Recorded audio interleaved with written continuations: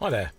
Well, you've been on eBay and you've gone around and you've thought, oh, I like the look of that, and you go and buy some dirty little maggot of a radio. Well, what do? Does it work? You don't know. It's been sold as it might work, spares not working, was put away, and it was working when it was put away. Yeah, right. Okay. Today I'm going to go through how to test a radio and to sort of eliminate some of the areas where there could be faults. So let's start by taking a look at what we've got on the bench. We have this dirty little maggot. No, not that one.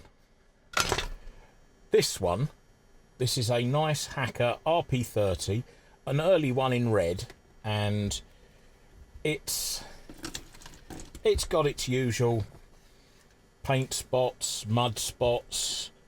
All the grills are there, the handle's there but a little bit crusty. It's got its serial number on the bottom, which is quite handy, 67587. The first thing I'm going to do, because it's a Hacker, I am actually going to open the back and I'm going to check that the serial number matches, and in this case 67587 it does, which means this radio was supplied originally in this case. So that's a good start. So what do we see? Well, we see that we've got all the wires intact, which is always a good thing. The ferrite rod isn't broken. That's fair enough. That's quite good. We see that it's got some of my most loathed dally caps in it. They possibly may cause a problem. And on the amplifier board, it's stuffed full of dally caps. Now, rather than just go ahead and change everything without testing it at all, the first thing I'm going to do is I'm going to put it on my power supply and see exactly what's up with the radio. Does it work? We don't know. It might actually just switch straight on and be brilliant. Unlikely, but it might. Because this is an 18-volt set and it's wired in series, you have to do a bit of jiggery-pokery with the terminals. So on a Hacker, you look for the black wire. There's your black wire. And on this side, you look for your red wire. And there's your red wire. Now, I am using a current limited power supply, and it's always good to use a current limited power supply, because if you don't, you might have to get on the cross trainer and just mute yourself. But with a current limited power supply, you're not likely to damage the radio, as long as you set the current limited power supply to around about 200 milliamps. You can go lower, but 200 milliamps is about the accepted rate. So let's start by switching the radio on. Now, as you hear, we have crackling noises. And that's always a good start, because it generally will mean that something is doing something. And it's not dead from here to the switch, and from the switch to the rest of the radio. Now, we don't know whether the amplifier board is working or the radio's working. The amplifier's doing something because we're getting crackling noises. But let's have a quick test. Now, I'm going to use my super duper fancy Rohde & Schwarz audio generator, but you don't have to have a Rohde & Schwarz. You can get away with anything else, even a phone with a headphone socket on a piece of wire that you can connect up to the center pin on the volume control. So I'm just going to connect that to the earth. And I'm going to get this here. This is just an ordinary oscilloscope probe, but that doesn't mean you can't use an ordinary piece of wire. And I'm going to touch the middle of the volume control. And as you see,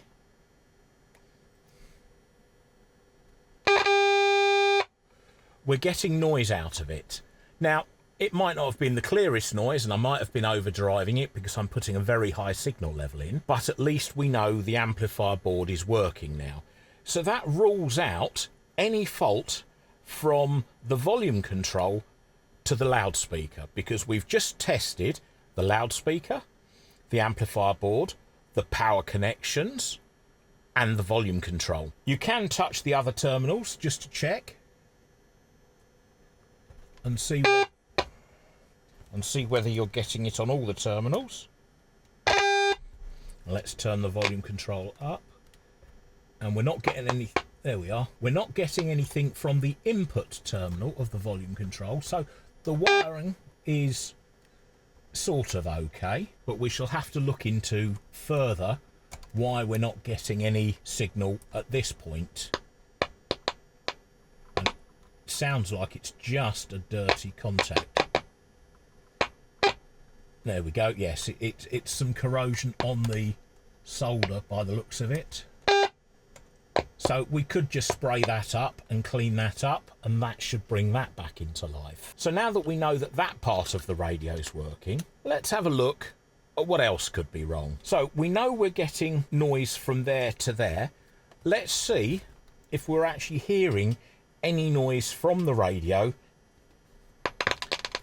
And obviously we're not. So let's start with a quick application of switch cleaner inside the volume control. And as you see, I'm just moving the volume control. Oh my god, oh god, oh yeah. The other thing to check now is the band switch buttons, because sometimes they can be dirty. So if you switch the band switch up and down quite a few times, sometimes the radio will burst into life.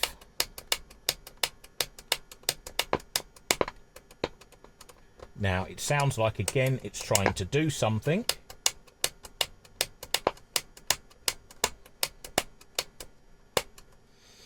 So I think now what I'm going to do is I'm going to take this chassis out of the radio so that we have better access to both sides of the board to do further tests. At this point, we've done quite a lot of testing and we haven't even taken the radio out of the box yet. It is exactly as it would be on the shelf in the kitchen or in the living room or wherever you'd normally have a radio. And we haven't done any destructive testing whatsoever. We haven't changed any components at this point in time. Moments later. So we've got this out and let's have a go, first of all, at spraying the switches on the switch bank to make sure they're not at fault. And I'm just going to give them a good spray through the holes. And then I'm going to exercise them. Oh, if I don't knock over the spray. Just going to exercise the switches like that. And see if it makes much of a difference.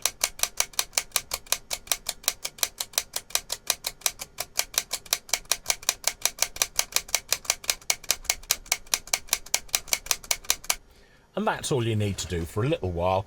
It may or may not fix any problem that you have. We're going to have a look at this circuit board. And this is purely for investigation purposes at this point. It looks like somebody's been in here before me. This isn't factory. This is definitely not a factory repair here. So somebody's been soldering here. Also, if I move further around the board, this isn't factory here. That looks very suspicious, that joint. And also, these scratches on the PCB through the lacquer were done after it was built, because this green lacquer should cover every part that hasn't been touched. So we know somebody's been in here before us. Either they've tried to fix it, in this case they've obviously done something regarding transistors here.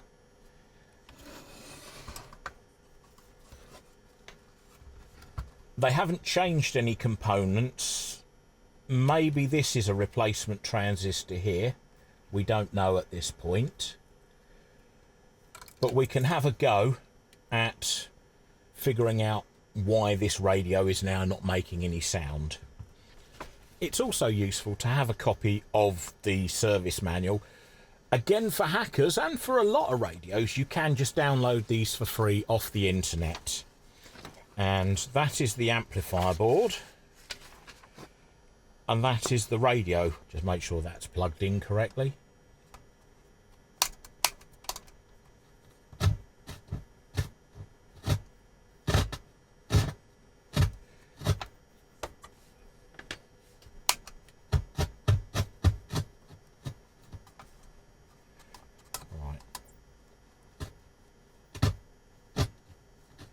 So we're getting nothing from the radio still, even though we've sprayed the volume pot, we've sprayed the band switch. The bass and treble controls are not as critical. You can spray those as well. We know the amplifier board is working, and again we can just give that a quick blast of signal by shoving signal in on pin 4, and we can test it from the volume control.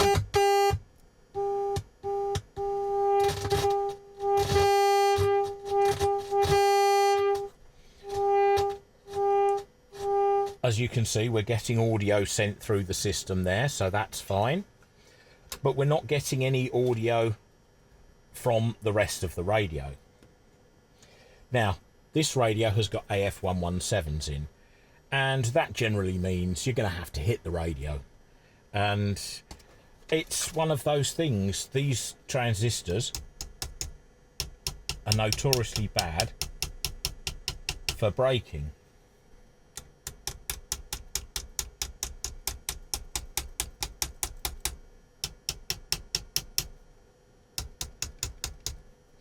So at that point we've got nothing from a gentle tap.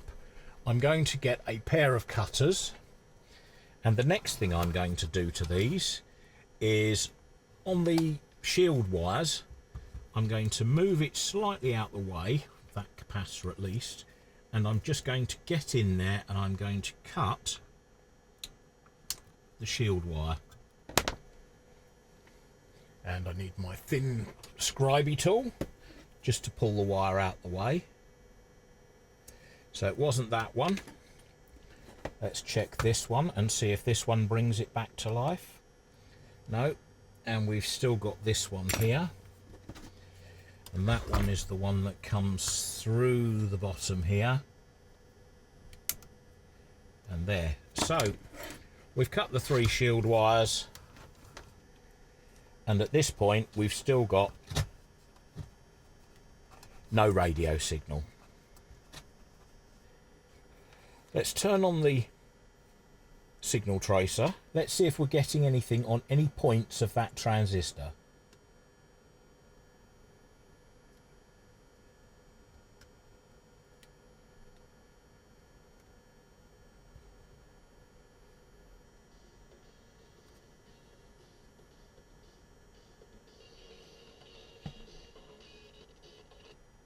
So we know there's signal going in. Now there doesn't sound like there's anything coming out of this transistor.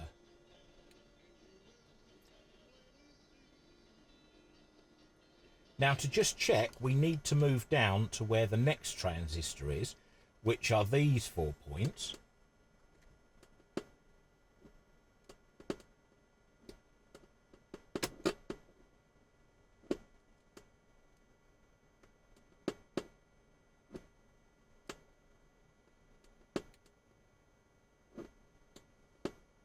And we're not hearing anything there, which generally seems to lead to an issue with that first oscillator mixer transistor.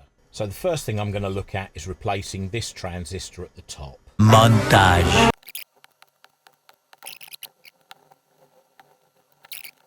And it's out. Now we're just going to slot this in.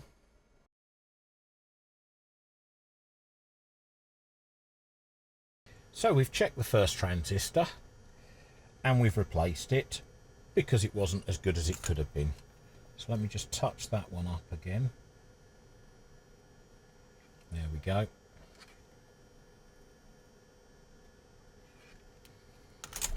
Now I'm happy. We've remade 2 tracks, and we know that this transistor is okay.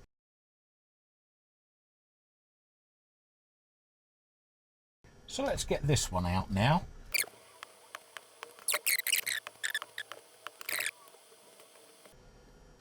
There she is.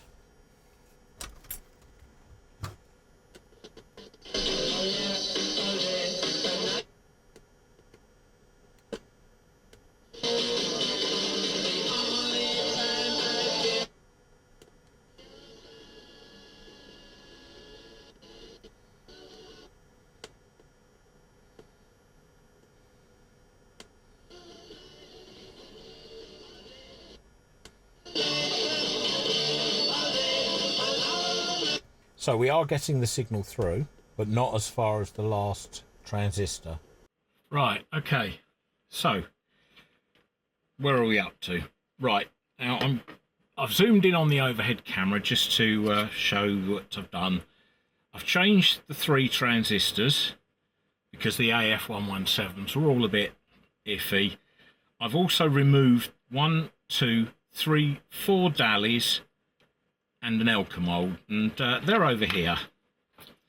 And all of these are leaky. I have tested them. And in fact, on this Elka mold, you can see that the electrolyte is already spewing out the end. So that tends to say it's not very good. So what's the end result of all of this? Well, if I move them out the way and let go of the screwdriver, I'll turn on the signal probe, the signal tracer, and we'll connect to the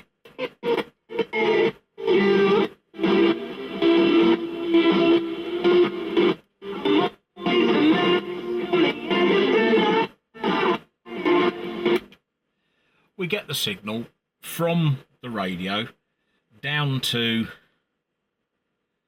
where the amplifier connects.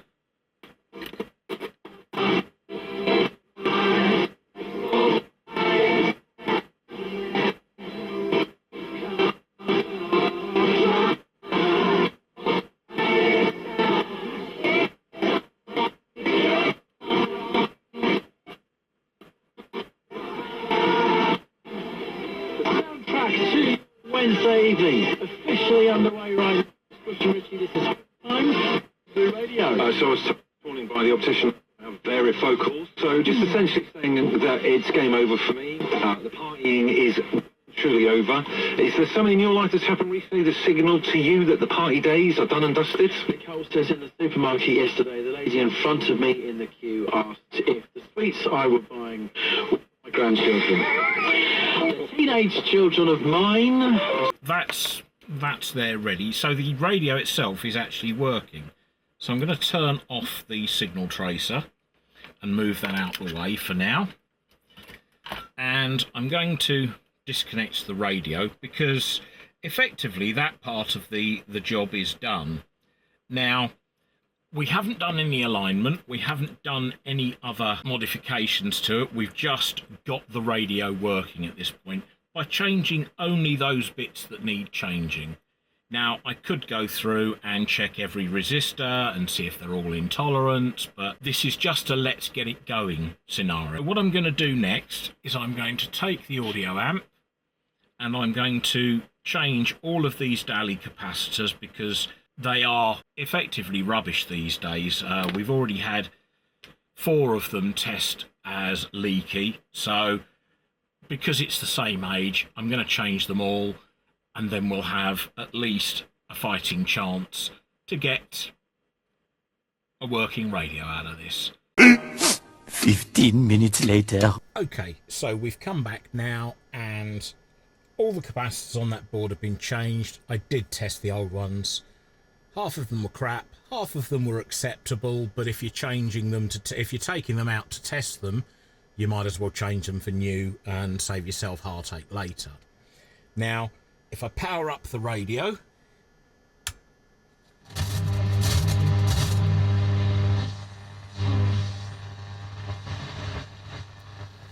we now get Sweat 8 months yesterday to protect themselves from the particles. From Global's newsroom, you're up to date. This is Gold from Global, playing 40 minutes of the greatest hits of all time. and that's about all I can do because otherwise I'll get a copyright strike for the music. Now, it does sound bassy because I'm running on my bench speaker, which is the wrong impedance and generally is not the right one for the set, but it's a good enough test. But what I did find, and it was a little bit strange, when I changed all the capacitors, I couldn't figure out why it didn't work. And as I was looking carefully at the board, I'll put a picture up nowish. And if you look closely, you'll see that there is a fine crack running right along a track. Now that track actually supplies the 18 volts to the transistors. and without it, it doesn't work. So what I'm going to do now is I'm going to repair that, and you can sit and watch me do that. The crack is just about here, which leads me to believe that somebody over tightened the brass nut at some point. So let's just scratch off some of that.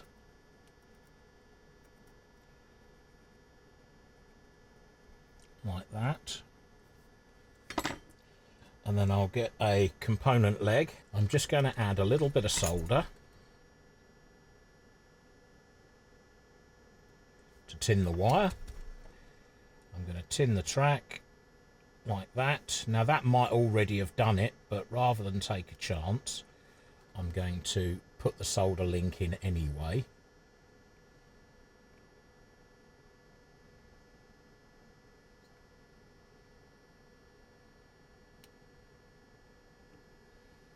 Like that. And I get the cutters and I trim this edge off like this, and away we go. That has now joined the track properly, and it should cope with any sort of stress that we're likely to put on it. I could even cut that shorter. Unfortunately, everything's magnetic. Like that. There we go. And that just sits it tight. So let's do another test just to make sure that we haven't ruined anything. There's no point in doing a whole load of modifications and changes and not testing between each one, because you might have already solved it, or you might have made something worse. We've got a bit of ABBA there. Now hopefully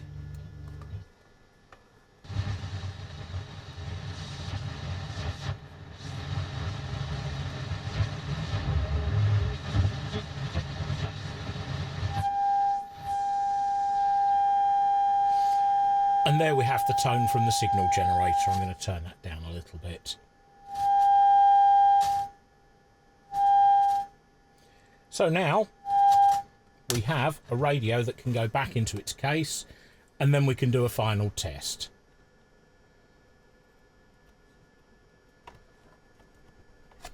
Like that. And then we can put power back on the unit. So again, black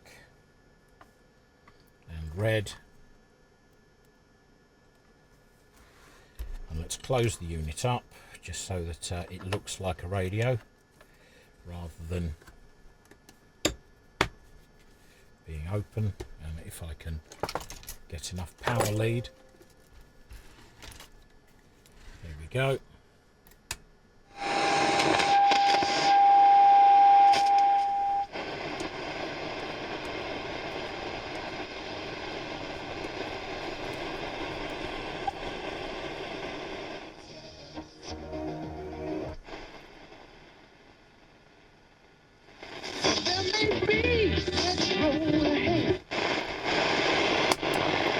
Let's just go to long wave.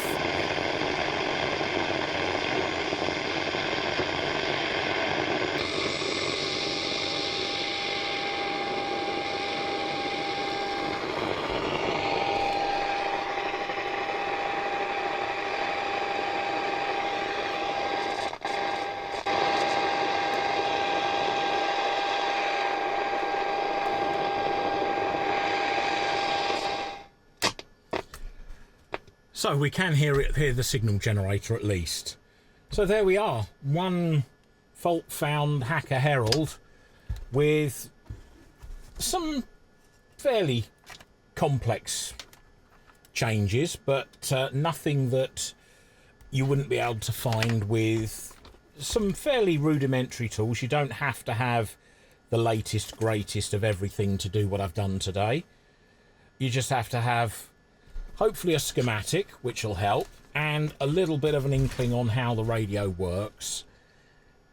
And yeah, some knowledge of components. Certainly the ones that are likely to fail are anything that says Dally on them, and these things are awful.